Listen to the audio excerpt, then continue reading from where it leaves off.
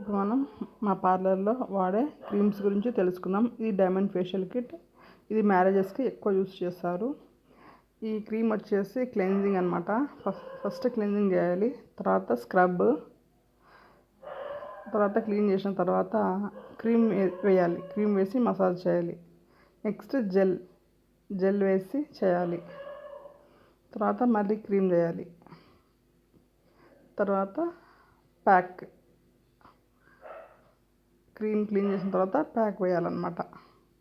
తర్వాత ఇంకొక కిట్ వచ్చేసి నేచర్స్ కంపెనీలో anti pigmentation treatment facial kit అనమాట.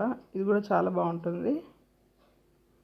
సేమ్ దానిలాగానే cleansing, scrub, massage cream, pack దీంట్లో కూడా వస్తాయి.